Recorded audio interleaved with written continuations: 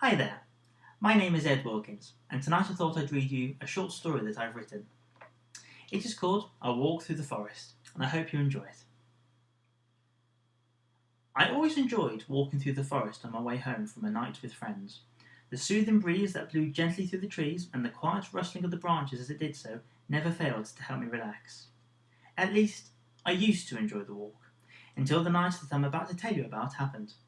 Ever since that evening, I still walk the usual route home, only to hesitate as I approach that familiar pathway into the trees, and, invariably, take a longer route home. And when I get home, far from feeling relaxed, I always end up just sitting up late, sometimes with a drink and sometimes not, just dwelling on what happened that night. It had been a night like any other, a fun evening with my friends at one of their houses, and then my usual walk home. What we had had was a bit stronger than I'm normally used to, but I believed myself to be walking with a clear head. But as I stepped into my beloved forest, I could sense that something was different.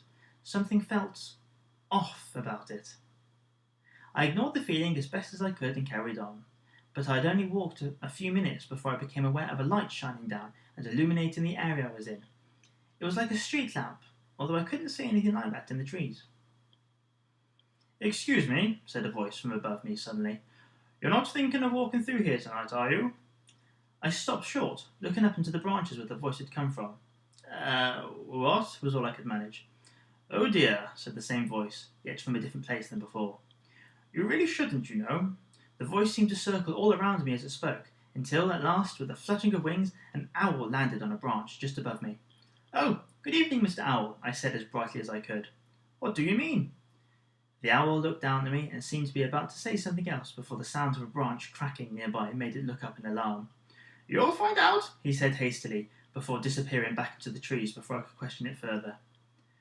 Alone again, I looked around nervously and was startled when a cat suddenly jumped into a tree stump next to me. "Ignore him," it said in a deep, well-educated voice. "He's always a bit high-strung." I found myself raising my hat to the furry creature. "Good evening, Mr. Cat. That's quite all right. Now, if you'll excuse me, I'll be on my way." "No, you mustn't," said another voice at my feet, and to my astonishment, a rabbit suddenly came running out of a hole in the ground. "It really isn't safe to go through here. You see, sir, old Tweed and his familiar are out tonight." The cat rolled its eyes. "Old Tweed? What rubbish! You can't really be scared of something like that." "Well, it's okay for you," snapped the rabbit. "You get to go into your nice secure home. What about us woodland creatures, eh? We have to look out for him every night." "Poppycock," said the cat, with an air of superiority that all cats, talking or otherwise, have. "I say again, there's no such thing as old Tweed." "Old Tweed?" said a tiny, squeaky voice. Before I could ask who else was there, a mouse stuck its head out of a hole in the tree stump. "Don't say he's out and about again. You shouldn't go that way tonight, sir." The rabbit nodded sagely. "Quite right. Take a different route home tonight, sir." "But who is this Tweed fellow?" I asked. The rabbit sighed. "All of us woodland creatures have seen him, despite what some of us—" Here he looked sharply at the cat, who seemed to be ignoring what was being said and had curled up as if to sleep on top of the tree stump. "Despite what some of us might say, he comes out at one night a week. Never the same one, mind. And we hear him walking throughout the forest. His familiar, a great creature that is always with him, rushes about as if the land is his own and claims any creature he can find." "Poppycock," said the cat, very much awake. The rabbit glared at the cat. "As for old Tweed, we often hear him. One minute he's bellowing for his familiar in anger, and the next he's laughing at whatever it has done." The rabbit shuddered. "I've known friends who have lived here their entire lives, and then, after one encounter with old Tweed, they're gone, and we never see them again. Please, sir, go a different route tonight." I cleared my throat. "Well, that's all very well, Mr. Rabbit." "Why must you always keep on calling us Mister?" snapped the rabbit suddenly. "Mr. this, Mr. that. We have names, you know." "I do apologise," I said as humbly as I could.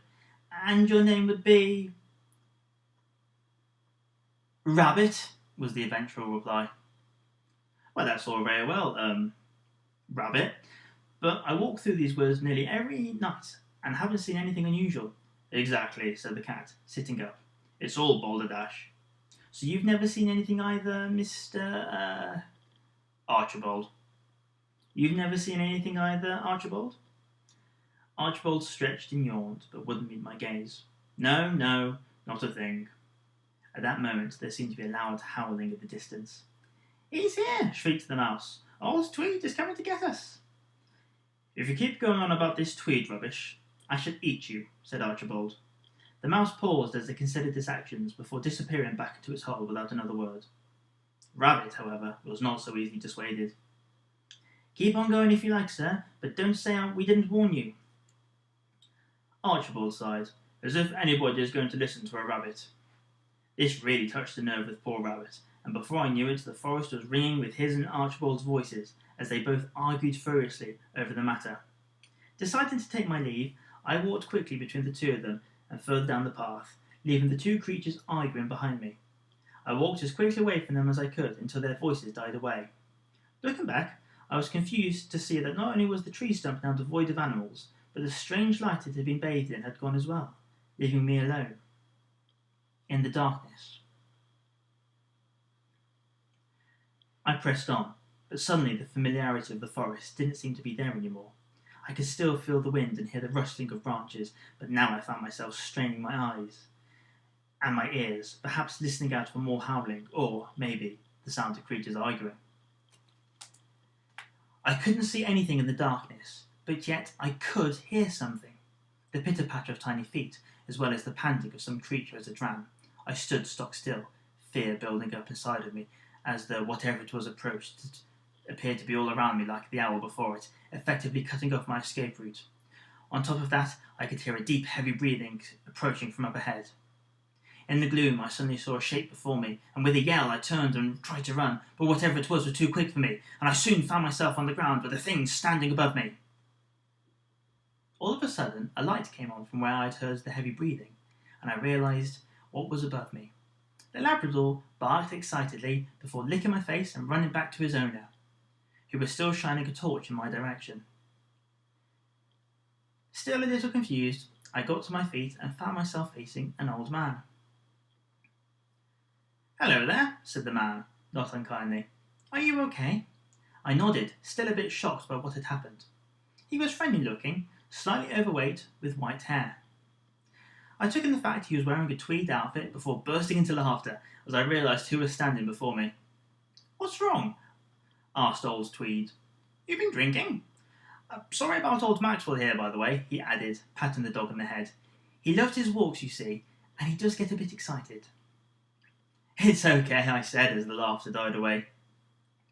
It's just that you gave me quite a fright. I ran into some thing back there that left me a bit confused. Quite all right, barked Maxwell suddenly.